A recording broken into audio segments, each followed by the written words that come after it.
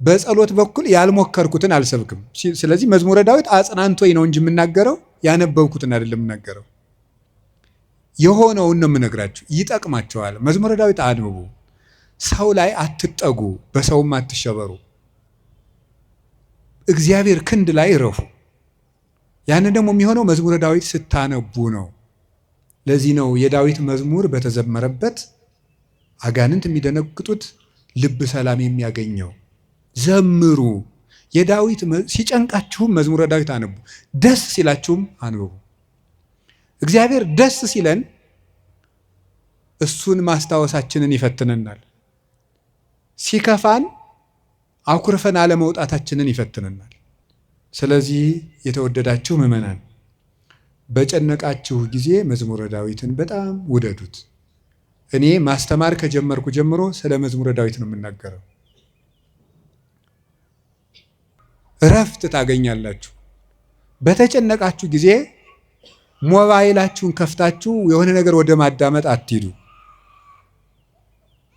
መዝሙረ ዳዊት መኪና ያላችሁ ሰዎች ካላችሁ መኪናችሁ ውስጥ እቤት እንዳለ ሁሉ መኪናችሁ ውስጥ ራሱ አንዱን ችሎ የማይወርድ አንድ መዝሙረ ዳዊት ቢኖራችሁ ጥሩ ነው። የሆነ ወረፋ እንኳን እስከምትጠብቁ የነዳጅ ወረፋም ሊሆን ይችላል፣ አላውቅም። መኪና ውስጡ ናችሁ 3 መዝሙር ዘምሩ። መስሪያ ቤት ገብታችሁ ወረፋ እስኪደርሳችሁ አንድ መዝሙርም ዘምሩ፣ የዳዊትን መዝሙር። ይገርማችኋል፣ መንገዳችሁ ሁሉ ብርሃን ይሆናል። እውነቴን ነው የምነግራችሁ። እናንተ ኃጢአት እንደምትሰሩ እኛም እንሰራለን።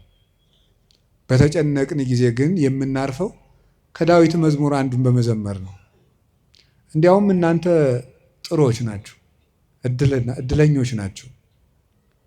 የዚያን ጊዜ መጽናኛ የቅዱስ ዳዊት መዝሙር ነው እና ያልሆነ ሰው ስልክ ቢደውልላችሁ ማለት ሰው ስልክ ደውሎ ቢያስፈራራችሁ፣ ሰው በስልክ ቢሰድባችሁ፣ ያመናችሁት ቢከዳችሁ፣ አደጋ ወደ እናንተ እየመጣ እንደሆነ ብትሰሙ ከዳዊት መዝሙር አንድ አውጥታችሁ አንብቡ። አፈቅረከ እግዚኦ በኃይሌ፣ ጉልበቴ ሆይ እወድሃለሁ በሚል ርዕስ ነው የምንማማረው። የቅዱስ ዳዊት መዝሙር 17 ቁጥር 1 ላይ የምናገኘው ኃይለ ቃል ነው። የመጀመሪያውን ቦታ የሚወስደው ቅዱስ ዳዊት ነው። እግዚአብሔር የሚርበው ሰው ነበር። እንዲህ ብሎ እንደተናገረ ሐሰስኩ ገጸከ ገጸ ዚአከ አሐሰስ እግዚኦ ኢትሚት ገጸከ ምኔ። አቤቱ ፊትህን እሻለሁ፣ አቤቱ ፊትህን ከኔ አትመልስ። አቤቱ ፊትህን እፈልጋለሁ፣ ከባሪያህም ተቆጥተህ አትራቅ። ኃጢአቴ ክፉ ቢሆንም እንኳን በኃጢአቴ ተቆጥተህ አትራቀኝ፣ ፈጣሪ ቸል አትበለኝ እያለ የእግዚአብሔር ፊት ይርበው ነበር። ወከመ ያፈቅር ኃየል ሀበ አንቅዕተ ማያት ከማሁ ታፈቅር ነፍሴ ሀበ እግዚአብሔር አምላኬ። ዋልያ ወደ ውሃ እንደሚናፍቅ ሰውነቴ እግዚአብሔርን ተጠማች። ሲሳዬ ኮነኒ አንብኤ፣ የፈጣሪን ፊት ያለው ብዬ የማለቅሰው እንባዬም ምግብ ሆነኝ። ወተሐውከት እማት ዓይኔ ይላል በሌላው፣ ዓይኖቼ ያንተን ፍርድ ከመፍራትና ፍቅርህን ከመፈለግ የተነሳ እንደ ተቆጡት ልጅ ብክን ብክን አሉ። ወአራስኩ ምስካቤ ወበአንባዬ አራስኩ ምስካቤ፣ በእንባዬም አልጋዬን ምንጣፌን አርሰዋለሁ ያለ ይናገራል። በሌላኛው የመዝሙር ክፍሉ ደግሞ አምላኬ አምላኬ እገይስ ሀቤከ፣ ፈጣሪ ሁልጊዜ በእግረ ልቡና ወደ አንተ ገሰግሳለሁ። ጸማት ነፍሴ ለከ፣ ሰውነቴ አንተን ተጠማች። ማይዜ እበጽሕ ወእሬይ ገጾ ለአምላኬ፣ ደርሼ የፈጣሪን ፊት የማየው መቼ ነው ይላል። እስከ ማይዜኑ ጊዜው ተረሳኒ ለግሙራ፣ አቤቱ ፈጣሪ እስከ መቼ ትዘነጋኛለህ? ደክማ አይንቴ እንዘ ይብላ ማይዜ ትመጽእ ሀቤ፣ ዓይኖቼ መቼ ወደ እኔ ትመጣለህ እያሉ አንተን በመጠባበቅ ፈዘዙ፣ ደከሙ። ማይዝ የተመጽእ ሀቤ ወደ እኔ የምትመጣ መቼ ነው? ወአሐውር በየዋህተ ልቤ ማእከለ ቤቴ አንተን በመጠበቅ በልቡና ቅንነት ጸንቼ እጠብቅሃለሁ። እግዚአብሔር እድል ፈንታዬ ጽዋ ተርታዬ ነው። ያለ እግዚአብሔር ምግቡ፣ እግዚአብሔር ልብሱ፣ እግዚአብሔር መጠጡ ነበር። ፈጣሪ ወበምስካቤኒ እዜከረከ ሳንቀላፋም አንተን እያሰብኩ አንቀላፋለሁ፣ በመኝታዬም አስብሃለሁ። ፈጣሪ አንተ ብከ ተገደፍኩ እማሕፀን በእናቴ ማህፀን በአንተ አምኜ ተጣልኩኝ። አንተ አምላኬ እምከርሰ አምላኬ ፈጣሪ በእናቴ ማህፀን ሳለሁ አንተ አምላኬ ነህ። እናቴ የበላችው ተጭኖ የጠጣችው አንዝዞ እንዳይገለኝ የጠበቅከኝ ከእናቴ ማህፀን ጀምሮ አባቴና እናቴ የእውነተኛ ረዳቴ መጠጊያዬ አንተ እግዚአብሔር ነህ። እግዚአብሔር ብርሃኔና መድኃኒቴ ነው። እግዚአብሔር ያበር ሊተ እግዚአብሔር ብርሃኔ መድኃኒቴ ነው። ምን ያስፈራኛል? እግዚአብሔር ምእመና ለሕይወቴ ወምንትኑ ያደነግጸኒ እግዚአብሔር የሕይወቴ መታመኛዋ ነው። ምን ያስደነግጠኛል? እመኒ ሮዱኒ ጸባይት ወመኒ ጸባአኒ ተአይን እየፈራሃኒ ልቤ ሀገር ተነስቶ በእኔ ላይ ቢከበኝ ልቤ አይደነግጥብኝም፣ በእግዚአብሔር እታመናለሁ እና። ወምስካየ ነውቱ አምላኩ ለያዕቆብ የያዕቆብ ፈጣሪ መጠጊያችን ነው። ወበእንተ ዘይንፈርህ ለማድለቅለቀት ምድር ወለመኒ ፈለሱ አድባር ውስተ ልበ ባሕር። ስለዚህ ተራሮች እየተነሱ ወደ ባህር ልብ ቢወረወሩ እግዚአብሔር መጠጊያችን ነውና አንፈራም ያለ እግዚአብሔርን የቀመሰ ሰው ነበር ቅዱስ ዳዊት። ጣዕሙን ቅረቡ ሀቤሁ ያበርህ ለክሙ፣ ወደ እሱ ቅረቡ ብርሃነ ረድኤቱን ያበራላችኋል። ጣዕሙ ታይምሩ ከመሄር እግዚአብሔር ፍጹም ቸር እንደሆነ ቅመሱ። እግዚአብሔርን ከመውደዱ የተነሳ ቅዱስ ዳዊት አሐተ ሰአልክዎ ለእግዚአብሔር፣ እግዚአብሔርን አንዲት ነገር ለመልኩት ወኪሐስስ እሷንም እሻለሁ፣ እግዚአብሔርን ደስ የሚያሰኘውን ነገር አውቅ ዘንድ በቤተ መቅደሱም አገለግለው ዘንድ። ቅዱስ ዳዊት እግዚአብሔርን ከመውደዱ የተነሳ ለእግዚአብሔር ልጅ ብቻ ሳይሆን ጉድፍ ሆኖ መጣልን ሳይቀር ይወድ ነበር። ጥቀ ፍቁር አብያቲከ እግዚኦ እግዚእ ኃያላን ተፈሳሐት ነፍሴ በአፍቅሮ አይጻዳቲከ። የኃያላን መላእክት ፈጣሪ እግዚአብሔር ሆይ ማደሪያዎችህ ቤተ መቅደሶችህ እንደምን የተወደዱ ናቸው። ሰውነቴ ቤተ መቅደስን በመውደድ ደስ አላት። አብደርኩ እትገደፍ ውስተ ቤተ እግዚአብሔር ምንበር ውስተ ቤተ ኃጥአን። በኃጥአን ድንኳን ቤት አዳራሽ ተመችቶኝ ከሚኖር በእግዚአብሔር ቤት ብጣል እንኳ ደስ ይለኛል ይላል ቅዱስ ዳዊት። እግዚአብሔርን አመስግኖ የማያልቅበት ነው። በተስፋ ባሕቲትከ አኅደርከኒ፣ በአንተ አለኝታ አንተ ብቻ ባለኝታ አሳደርከኝ። በአንተ አምኜ እሰክም ወነውም፣ ዓይኖቼንም በአንተ አምኜ ከድናቸዋለሁ።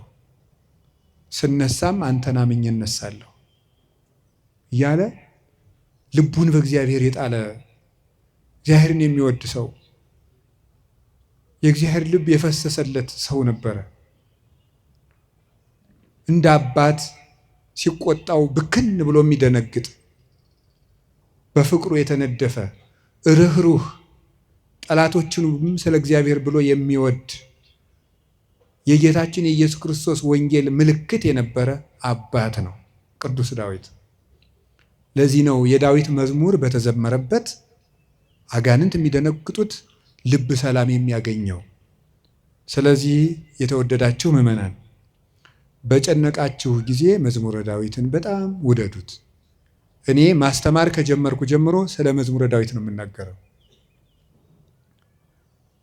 ልክ እናንተ እንደምትጨነቁት እኛም እኮ ይጨንቀናል።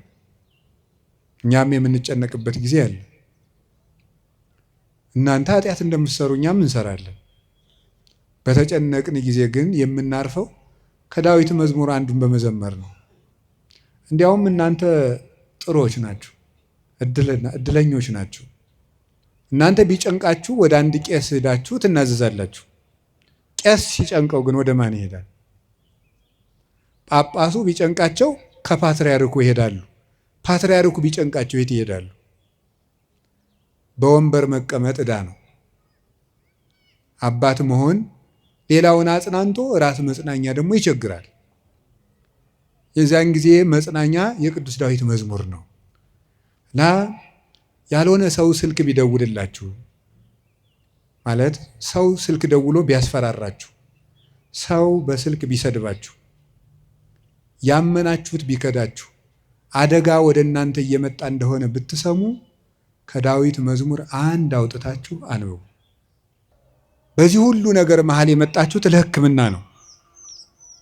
ሊታከም የሄደ ሰው የታዘዘለትን መድኃኒት ሲውጥ ነው ድህነት የሚያገኘው። አሁን የምነግራችሁን ነገር አድርጉት፣ እረፍት ታገኛላችሁ። በተጨነቃችሁ ጊዜ ሞባይላችሁን ከፍታችሁ የሆነ ነገር ወደ ማዳመጥ አትሂዱ። መዝሙረ ዳዊት መኪና ያላችሁ ሰዎች ካላችሁ መኪናችሁ ውስጥ እቤት እንዳለው ሁሉ መኪናችሁ ውስጥ ራሱ አንዱን ችሎ የማይወርድ አንድ መዝሙረ ዳዊት ቢኖራችሁ ጥሩ ነው። የሆነ ወረፋ እንኳን እስከምትጠብቁ የነዳጅ ወረፋም ሊሆን ይችላል፣ አላውቅም። መኪና ውስጡ ናችሁ 3 መዝሙር ዘምሩ። መስሪያ ቤት ገብታችሁ ወረፋ እስኪደርሳችሁ አንድ መዝሙርም ዘምሩ፣ የዳዊትን መዝሙር። ይገርማችኋል፣ መንገዳችሁ ሁሉ ብርሃን ይሆናል። እውነቴን ነው የምነግራችሁ። መቼም ስብከት ድራማ አይደለም። በቅድስና ሕይወታችን አባቶቻችን አንመስልም። በእውነት እኔ በግሌ ብዙ የጎደፉ ኃጢአቶች ይኖሩብኛል። ግን በጸሎት በኩል ያልሞከርኩትን አልሰብክም። ስለዚህ መዝሙረ ዳዊት አጽናንቶኝ ነው እንጂ የምናገረው ያነበብኩትን አይደለም የምናገረው። የሆነውን ነው የምነግራችሁ። ይጠቅማቸዋል። መዝሙረ ዳዊት አንብቡ። ሰው ላይ አትጠጉ፣ በሰውም አትሸበሩ። እግዚአብሔር ክንድ ላይ እረፉ። ያንን ደግሞ የሚሆነው መዝሙረ ዳዊት ስታነቡ ነው። ዘምሩ። የዳዊት ሲጨንቃችሁም መዝሙረ ዳዊት አንቡ፣ ደስ ሲላችሁም አንብቡ። እግዚአብሔር ደስ ሲለን እሱን ማስታወሳችንን ይፈትነናል። ሲከፋን አኩርፈን አለመውጣታችንን ይፈትነናል። ስለዚህ ሲከፋን የምንዘምር እሱ ግር እንገኝ። ምንድነው? ሴት በሚያስጨንቅ ስቃይ ተወልዳለች። ወልዳ ስትጨርስ ከባሏ እግር ትገኛለች ይላል። ኦሪት ዘፍጥረት ያለው አይደለም? በምጥ ወልደሽ በስቃይ ወልደሽ ፈቃድሽ ወደ ባልሽ ይሁን ያለ። በስቃይ ተወልዳለች። ወልዳ ስትጨርቅ ከባሏ ጋር ትውላለች። ይሄ ማለት አንዲት ነፍስ በመከራ ተጨንቃም ከሙሽራዋ ክርስቶስ እግር ነው መገኘት ያለባት። ትርጉሙ ይሄ ነው፣ መንፈሳዊ ትርጉሙ። የቅዱስ ዳዊት መዝሙር ደግሜ ነው የምነግራችሁ። አሁን ምናልባት እዚህ ቤተ ክርስቲያን ውስጥ ተመልሼ ብመጣና ባስተምር ሌላ ቀንም ስለ መዝሙረ ዳዊት ልናገር እችላለሁ። ቅዱስ ዮሐንስ አፈወርቅ ምን ይላል? ስብከት እንዳሻሽል ከፈለጋችሁ እናንተ ያለባችሁን ችግር አሻሽሉ ብሏል። እናንተ በተመሳሳይ ሁኔታ እየኖራችሁ ተመሳሳይ ርዕስ አትስበከን አትበሉኝ። ስለዚህ የእናንተ ሕይወት መጀመሪያ የነገርኳችሁን ችግር ከለቀቀ አሁን ደግሞ አዲስ ስብከት ይዤ እመጣለሁ ይላል። ስለዚህ በዚህ ዘመን ሩቅ ነገር ምንድን ነው ቢባል ተስፋ ነው። ተቆጥቼ መስበክን ያሁን እየተውኩ መጥቻለሁ። ኑሮው ተቆጥቶት ይሄ ሰው ጦርነት ተቆጥቶት ምን እናርገው ብዬ ዝም ብዬ ተስፋ ነው የምነግራችሁ። እና ለተስፋ ደግሞ የቅዱስ ዳዊት መዝሙር ፍጹም መሰላል ነው። ምዕመናን ፈትኑና ውቀሱኝ። ማታ ማታ አንድ መዝሙረ ዳዊት ድገሙ። ከመተኛታችሁ በፊት እንደው 1 ሰዓት 2 ሰዓት 3 ሰዓት በቃ ከስልካችሁ ፍሪ መሆን አለባችሁ። ዛሬ መዝሙረ ዳዊት አንብቡ። እግዚአብሔር ከእናንተ ጋር ይሆናል። ቅዱስ መቃርስ ምን ይል ነበር? ጌታዬና አምላኬ መጠጊያዬ ኢየሱስ ክርስቶስ ሆይ ይህንን ሌሊት የማድርበት ጉልበት የለኝም። ሌሊቱን እንዴት እንደማድር አንተ ታውቃለህ።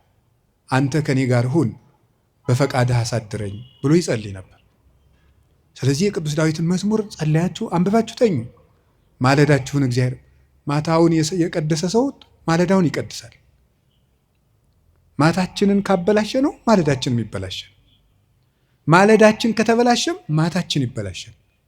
ማለዳም በመዝሙረ ዳዊት እንጀምር ሲሆን አንዳንድ መዝሙራትን በቃላቸው አጥኑ። ስንት ነገር ተሸመድዶ የለ እንዴ? ሐሜት እኮ አሁን ስንት ሰው ያውቃል ሰው። እኔ እንደው አንዳንድ ጊዜ ይገርመኛል ሰው ወሬ እንዴት አድርጎ እንደሚይዝና ቃለ እግዚአብሔር አጥና ሲሉት ግን ወር አይዘው። ሐሜት ግን በ5 ደቂቃ ስንት ሐሜት ይሸመድዳል። አጥኑ መዝሙረ ዳዊት መጠጊያችሁን እግዚአብሔር አድርጉ እና ቅዱስ ዳዊት በረከተ እግዚአብሔር የሞላበት ፍጹም የፍቅር ሰው ነበረ። ሰውንና እግዚአብሔርን ይወድ ነበር እላችኋለሁ። የቅዱስ ዳዊት በረከቱና ረዴቱ አሸናፊነቱ ጭምር ከሁላችን ጋር ይሁን። እግዚአብሔር መንፈቀ ሌሊት ብንጠራው አለ። እግዚአብሔር ሊነጋ ሲል ብንጠራው አለ። እግዚአብሔር የትም ሆነን ብንጠራው አለ። ገደል ውስጥ ብንጠራው አለ።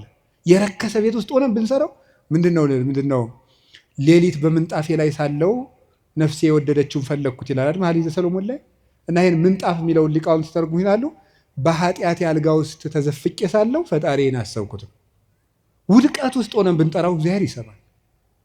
እግዚአብሔር እውነተኛ ረዳቴ ነው ያለው ለዚህ ነው። ምእመኔ ወቀርነ ሕይወቴ፣ የምታመንበት የሕይወቴ መመከቻ ቀንድ እግዚአብሔር ነው። ሶበ ጽዋይ ክወል እግዚአብሔር እድህንም ጸሬ፣ ፈጣሪ እግዚአብሔርን በጠራሁት ጊዜ ከጠላቶች እድናለሁ። ይህንን ይዞ ሰሎሞን የእግዚአብሔር ስም የጸና ግንብ ነው ይላል። መጠጊያ የእግዚአብሔር ስም ነው። የእግዚአብሔር ስም ሲጠራ እግዚአብሔር የሚል ስም ሲጠራ ምድርና ሰማያት ይደነግጣሉ። ኢየሱስ የሚል ስም ሲጠራ ምድርና ሰማያት ይደነግጣሉ። ፊልጵስዩስ ምዕራፍ 2 ላይ አለላቸው ከመለስሙ ለእግዚእነ ኢየሱስ ክርስቶስ ይስግድ ኩሉ ብርክ ዘውስተ ሰማይ ወዘውስተ ምድር ወዘበታሕት ያለ ምድር። ለኢየሱስ ክርስቶስ ስም በሰማይና በምድር ከሰማይ በላይና ከምድር በታች ያለ ጉልበት ሁሉ ሊንበረከክ ይገባል። ለአንድ መነኩሴ ገዳም ሲገባ ከሚሰጠው ትምህርት አንዱ የኢየሱስ ክርስቶስን ስም መላልሰ መጥራትን አታቋርጥ ነው የሚባለው። የኢየሱስ ክርስቶስን ስም ኢየሱስ ክርስቶስ ጌታዬ ኢየሱስ ክርስቶስ ወይ ማረኝ ብዙ ቀን እናገራለሁ። እንዲህ ኢየሱስ ክርስቶስ የሚለው ስም ዝም ብሎ የሚቀር ስም አይደለም። ዲያብሎስ የሚፈራው ኢየሱስ የሚለውን ገና ሳይጨርሰው ቅዱስ እንጦንስ ነበር የከበቡት አጋንንት የተበተኑት። በገድለ ቅዱስ እንጦንስ እንደተጻፈ ክርስቶስ ኢየሱስ አማኑኤል እግዚአብሔር ብሎ መጥራት ዝም ብሎ አይደለም። በፍቅር ጥሩት፣ ጉልበት ይሆናቸዋል። ስለዚህ ጉልበቴ ሆይ እወድሃለሁ ያለው ከዚህ የተነሳ ነው። የእግዚአብሔርን ስም በጠራሁት ጊዜ ከጠላቶች እድናለሁ። ፈሪ አትሁኑ፣ ጠንቋይ አትሁኑ። ውሸታም ነው ጠንቋይ፣ አትፍሩ። ምናልባት እደግምባችኋለሁ ምናምን ቢል ምንም አትፍሩ። አሁን ይሄ ድሮማ ምን ያደርገ ይሄ ጠንቋዩ ሁሉ ጨው በቂጣ ቅቤና በርበሬ አንድ ላይ ሆኖ በገጠር በነገራችሁ ላይ ጨው የሚባል በርበሬ ነው እና በጣም ይገርማል። እና በጨው እንጀራ በላው ካልክ ሳልት አይደለም እንትን ነው በርበሬ ነው። እና በጨውና በቅቤ ተቀብቶ ቂጣ ያንን ያዞሩና አጋንንቱ ምናምን ብለው ደጋሞ ቱቱቱ ብለው መንገድ ላይ በቃ እያማተበ መብላት ቄስ ተማሪ ተመስገን እያለ በስመ አብ ወወልድ ወመንፈስ ቅዱስ ግጥም አድርጎ ነው። የሰይጣን እንጀራ የለውም። ማን አባቱ ነው ለሰይጣን እንጀራ የሰጠው? ይቅርፋታም ድሃ ምንም የለውም። ማምላክ ሰይጣን ደግሞ የት አባቱ ነው እንጀራ ያለው? ደግሞ እሱ መቼ የቆፈረውን መቼ የፈጠረውን እንጀራ ነው። እንጀራን ለሰይጣን አትስጡ፣ ለምንም አትስጡ። አትደንግጡ።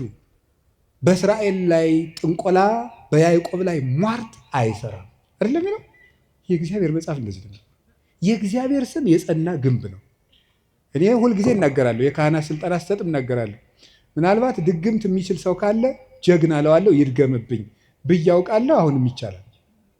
እንደ ወንድ የሆነ ጀግና በዓለም አለ የተባለ ጠንቋይ ይድገምብኝ ብዬ አውቃለሁ።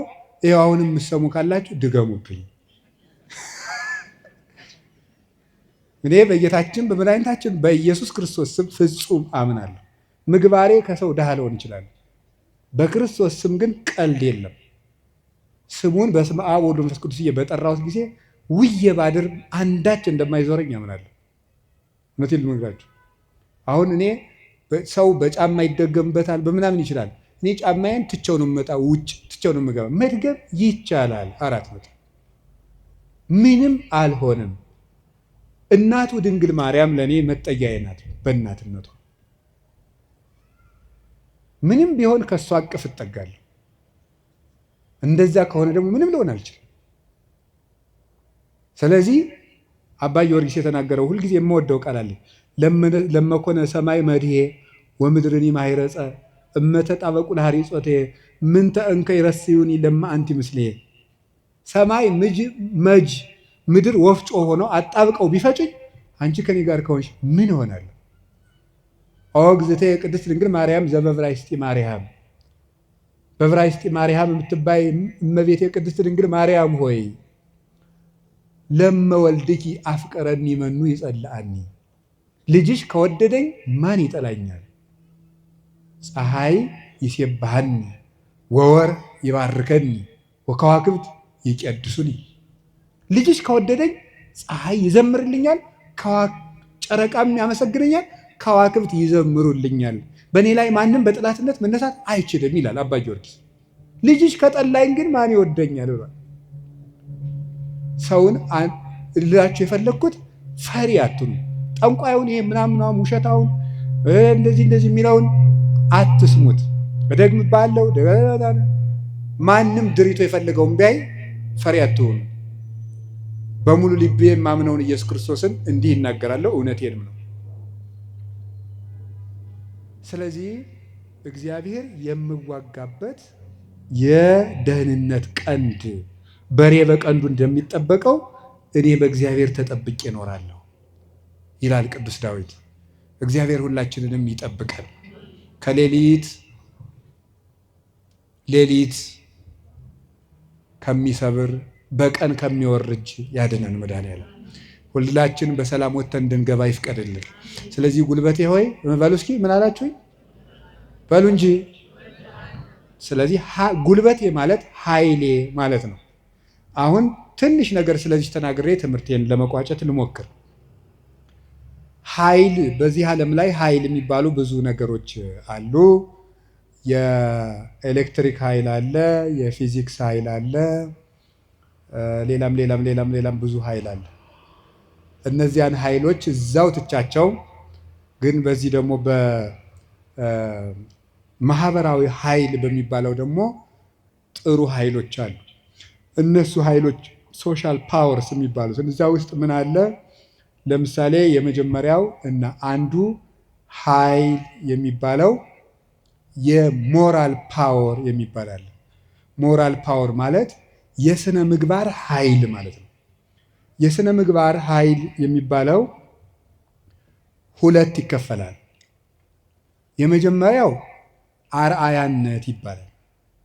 አርአያነት ብዙ ከሚናገር አንድ ድርጊት ያለው ሰው ዓለምን ይመልሳል።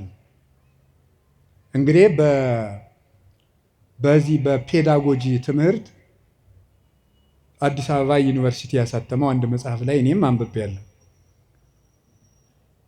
ሰዎች በመማር ማስተማር ሂደት ውስጥ መጀመሪያ የሚያስታውሱት ያዩትን ነው። መጀመሪያ ያዩትን ነው። መስማት መጨረሻ ላይ ነው። ወይም በተግባር አራቱን ባስቀምጠላችሁ ሰው የሚያስታውሰው መጀመሪያ ያደረገውን ነው፣ ቀጥሎ የተናገረውን ነው፣ ሶስተኛ ያየውን ነው፣ አራተኛ የመጨረሻ ደረጃ የሚወጣው ሰው የሚያስታውሰው የሰማውን ነው። ከዝቅተኛ ወደ ከፍተኛ በወስዳችሁ ደግሞ ሰው የሚያስታውሰው የሰማው ነው። በዝቅተኛ ደረጃ የሚያስታውሰው የሰማውን ነው። ቀጥሎ ከሰማው ይልቅ ያየውን አይረሳም። ካየው ይልቅ የተናገረውን አይረሳም። ከተናገረው ይልቅ ያደረገውን አይረሳም የሰው ልጅ። ስለዚህ ሰውን ብዙ ከምትነግረው አሳየውን፣ አርአያነት ገዢ ነው እና በዓለም ላይ ትልቅ ተጽዕኖ አሳዳሪ ኃያላን ሰዎች የሚባሉት የሚያደርጉ ሰዎች ናቸው። በአርአያነት የሚያደርጉ የሚያስገድዱ ሰዎች ለጥቂት ቀን ሰው ፈርቶ ያገለግላቸዋል። አርአያ የሚሆኑ ሰዎች ግን የሰውን ልብ ሳይዋጉ ይገዛሉ ይባላል። አርአያ የሚሆኑ ሰዎች ዓለሙ ሁሉ ለምሳሌ አንድ ነገር እንገራችሁ። ቅዱስ እንጦንስን ታውቁታላችሁ አይደለም? ቅዱስ እንጦንስ ግብፅ ሲገባ አንድ መነኩሴ ነው። አሁን በኢትዮጵያ ብቻ ስንት አንድ 2000 3000 ገዳማት አይኖር ኢትዮጵያ ብቻ። ለምሳሌ እኔ የምኖርበት ገዳም ብቻ 300 መነኩሴ አለ። ስለዚህ ምን ማለት ነው ተመልከታችሁ። አንድ እንጦንስ አልተዋጋም፣ የፈላስፎች የንግግር ጥበብ የለውም፣ ስብከት አልሰበከም። በኑሮው ግን የግሪክ ፈላስፎችን ሁሉ ወደ በረሃ እየጠራ መነኩሴ ያደረጋቸው። የአርአያነት ኃይል ከንግግር ኃይልም ከጦርነት ኃይልም ይበልጣል ይባላል። በዛውም እንግዲህ ቢሮ የምትሰሩ ሰዎች ካላችሁ ሰውን ከምትቀጡት ይልቅ አርአያ ብትሆኑት ሰው ሁሉ ይገዛላችኋል ነው። ሰዓት የማታከብሪ ወዮልሽ፣ ሰዓት የማታከብር ወዮልህ ከማለት እርስዎ ሰዓት ቢያከብሩ ሰው ሁሉ ሰዓት ያከብራል እንደ ማለት ያለ ነው። አንድ ሁለተኛ ደግሞ ሪኒዋል ፓወር የሚባለው የመታደስ ኃይል ነው፣ ወይም የንስሐ ኃይል ነው። ኃይል የሚባለው ንስሐ ገብቶ የመለወጥ ኃይል። ከክፋት የተመለሱ ሰዎች በዓለም ላይ ተጽዕኖ የማሳደር ኃይል አላቸው። ለምሳሌ ቅዱስ ጳውሎስ ምንድን ነው የሚለው? ዘአነ ቀዳሚሆሙ ለኃጥአን አይደል የሚለው? እኔ መጀመሪያቸው የምሆን ኃጥአንን ከኔ ጀምሮ የእግዚአብሔር ፈቃድ ለሰዎች ሁሉ እንዲድኑ ነው ነበር ያለው። ስለዚህ ንስሐ የገቡ ሰዎች በዓለም ላይ ተጽዕኖ ይፈጥራሉ። ቅዱስ ጳውሎስ የመጀመሪያው፣ ቅዱስ ጴጥሮስ፣ ማርያም ግብፃዊት፣ ሙሴ ጸሊም የግብፅ ገዳማትን በሙሉ መዓዛው በሙሉ ያወዳል። ቅዱስ ዳዊት የንስሐ ሰው ነው። ሰሎሞን የንስሐ ሰው ነው። ንስሐ የገቡ ሰዎች ኃይል አላቸው። እግዚአብሔር እንዲያውም እንደተነሳ ያህል የሚወደው የለም። በሉቃስ ወንጌል ምዕራፍ 15 እንደተጻፈ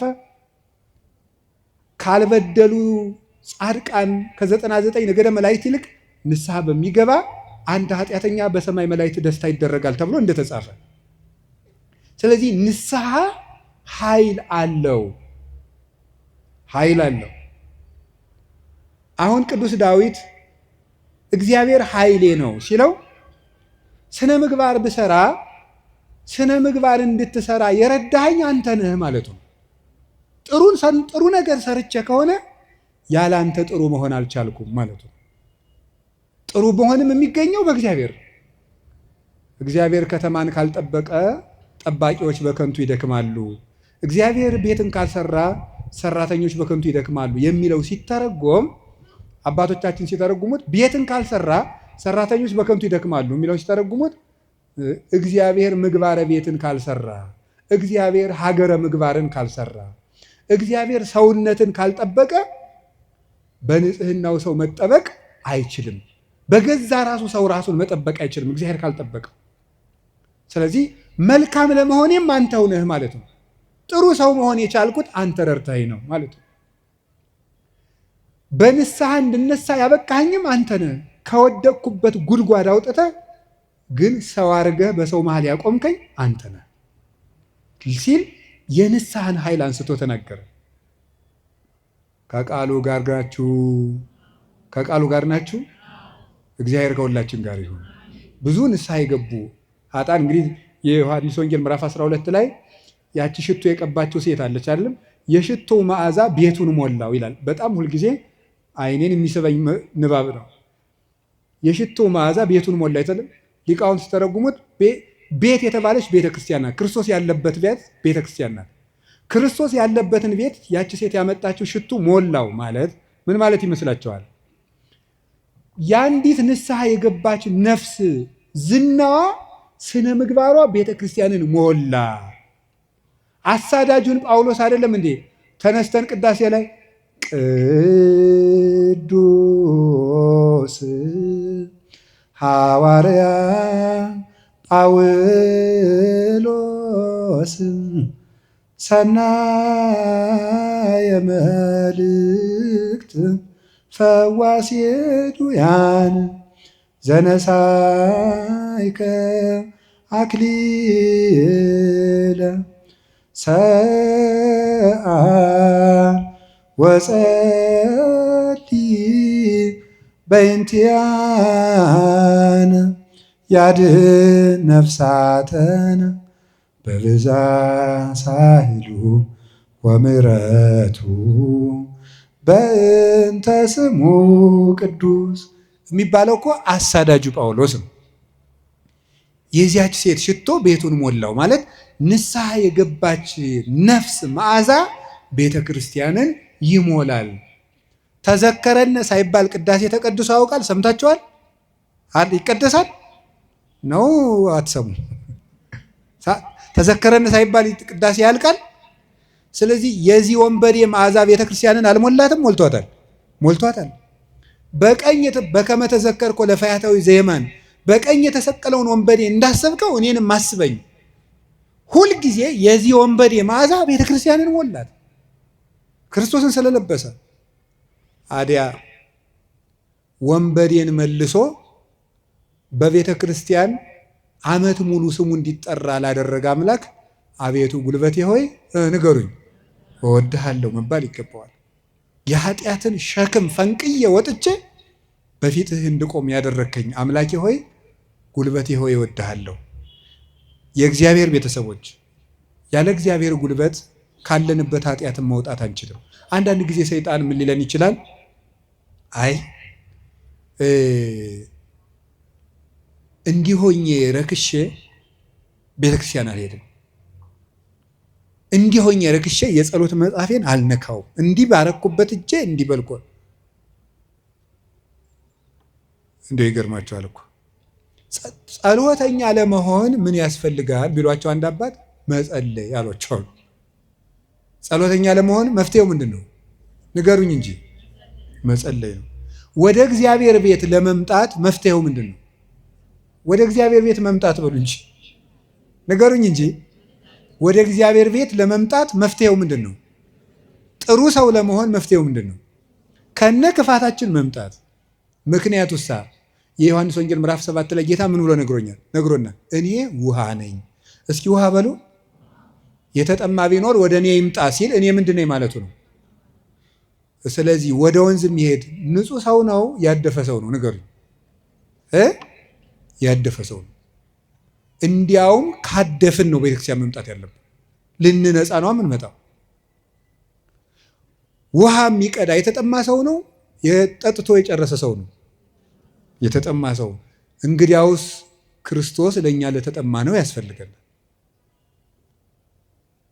ለደረቀ ዛፍ ውሃ እንደምናጠጣው እንዳይደርቅ እንደምናጠጣው ደረቅ ለሆነችው በረሃ ለሆነችው ነፍሳችን የሕይወት ውሃ ክርስቶስ ያስፈልገናል። ፍሬ ቢስ ለሆነው ቅጠል ብቻ ለሆነው ሰውነታችን የሕይወት ውሃ ክርስቶስ ያስፈልገናል። መምጣት የሚያስፈልገን ለእኛ ነው። ጉልበቴ ሆይ እወድሃለሁ የምንለው በእግዚአብሔር ጉልበት እንጂ ሰው በጥረቱ ብቻ ከኃጢአት ሊወጣ አይችልም። ምዕመናን እንደዛ ነው የምነግራችሁ። ክርስቶስ ካልጠራን በቀር እውርነታችን አይለቀንም። ማርያም መግደላዊት እኮ ጥርጥሩ እንደያዛት እንደው አትክልተኞች ወስደውት ይሆን እያለች በኋላዋ ማርያም ብሎ ድምፁን ሲያሰማት ነው ፊቷ የበራላት። መድኃኔዓለም ሲጠራን ነው ልባችን የሚበራው። እንዲጠራን ደግሞ ሁልጊዜ መምጣት አለብን። እሱ ጉልበት ሲወጣን ነው የሚወጣው። ቅዱስ ጴጥሮስ ወደ ውሃው ሲሰጥም አቤቱ እንዳልሰጥም አድነኝ አለው። ጌታ እጁን ሲልክለት ምዝዝ ብሎ ወጣ። ካለንበት ጉድጓድ የምንወጣው እግዚአብሔር ጉልበት ሲሆን ነው። ጉልበቴ ሆይ እወድሃለሁ የምንለው ከዚህ የተነሳ ነው። የእውቀት ኃይል የሚባል አለ። እስቲ የእውቀት ኃይል በሉ ንገሩኝ እንጂ። ስለዚህ ቅድስና ለሰሩት ለእነ አቡነ ገብረ መንፈስ ቅዱስ ጉልበታቸው ማን ነው? ንገሩኝ እንጂ። አቤት አቡነ ገብረ መንፈስ ቅዱስ 562 ዓመት ምግብ ሳይበሉ ኖረዋል። ውሃ ሳይጠጡ ኖረዋል። እግዚአብሔር አስችሏቸው ነው። ምንም ሳይበድሉ እንደ መልአክ ንጹሕ አእምሮ ነበራቸው እሳቸው። ስለዚህ ምን ብለው ይዘምራሉ? አቤቱ ጉልበቴ ሆይ። ደግሞ እኔና እናንተን የመሰሉ ሀጣንም ደግሞ አሉ። ማርያም ግብፃዊት አለች። ኢየሩሳሌም ስትሄድ በግብፅ አመንዝራ ኢየሩሳሌም ስትሄድ ደግሞ የምታመነዝርባቸው ወንዶች ልታገኝ ነው ሄደችው። ሰዎች ኢየሩሳሌም ሊሳለሙ ሲሄዱ መርከቡ ውስጥ መሳፈሪያ ሳንቲም አልያዝኩም፣ ክፈይ፣ አልከፍልም፣ እኔ ከፍላለሁ እንዴ፣ ከፈለግ ከኔ ጋር ተኛ እያለች ሰውነቷን ለመርከብ ዋጋ የምትሸጥ ሰው ነበረች። እሷ ሰው ሁሉ ወደ መቅደሱ ሲገባ ደጅ ላይ ያለ ስዕል ግን እሷን ይገፋት ጀመር በኃይል። ቆማ ስታለቅስ የእመቤታችን ስዕል አየቻት። ወደ መሐሪው ልጅሽ ንገሪልኝ አለች። ከዚያ በኋላ እንድትገባ ተፈቀደላት። ወደ ዮርዳኖስ ማዶ ሂጂ፣ በዚያም ለነፍስሽ ረፍት ታገኛለሽ አለ። ሄደች። ቤተ መቅደስ ውስጥ ቤተክርስቲያን ለመግባት ቅጥሩን ለመግባት ጉልበት ያልነበራት ግብፃዊቷ ዘማዊቷ ማርያም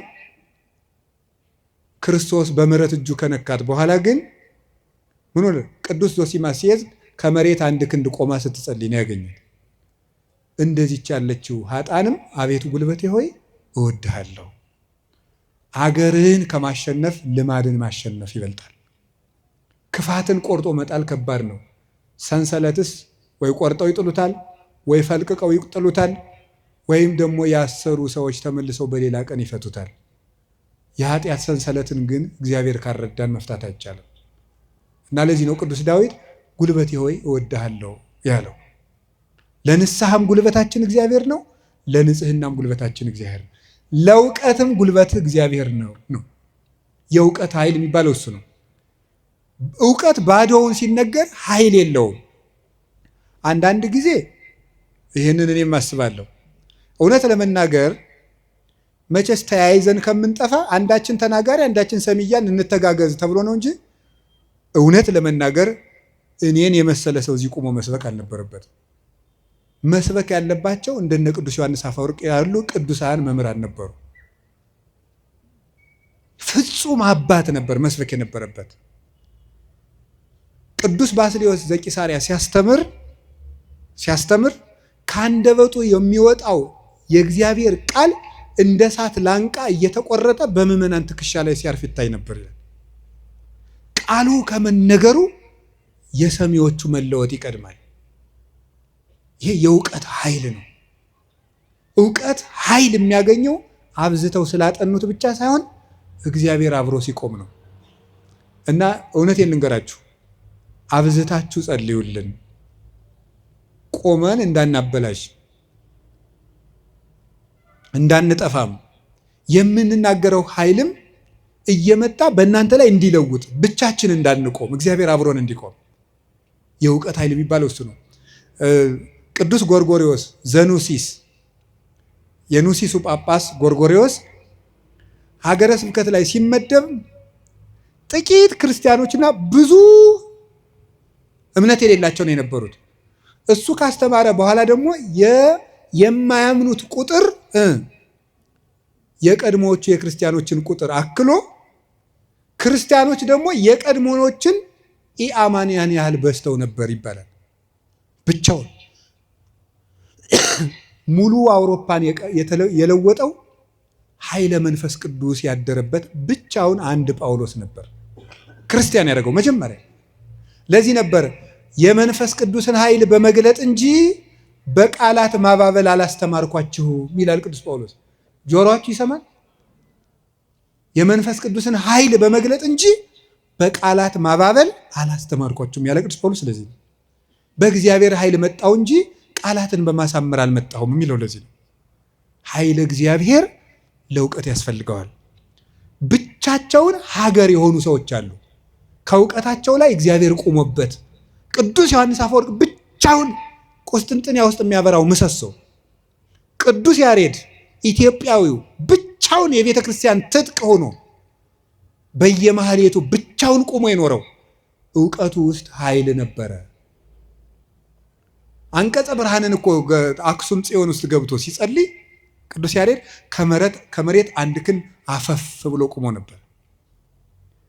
የዚህ ምሰሶ የዚህ ብርሃን የቅዱስ ያሬድ ብርሃን በማህሌቱ ይኸው 1418 ዓመታትን እዚህ ያለው እዚህ ቤተክርስቲያን ውስጥ የእውቀት ኃይል የተጫነው እውቀት፣ ነጠላ ያልሆነ እውቀት፣ ብልጣብልጥነት የሌለው እውቀት። መማር ማለት ስማርት ቲንኪንግ አይደለም። መማር ማለት ሰው መሆን ነው። ሰው እንድንሆን ጸልዩልኝ። ሁላችንም እግዚአብሔር ሰው ያድርገን።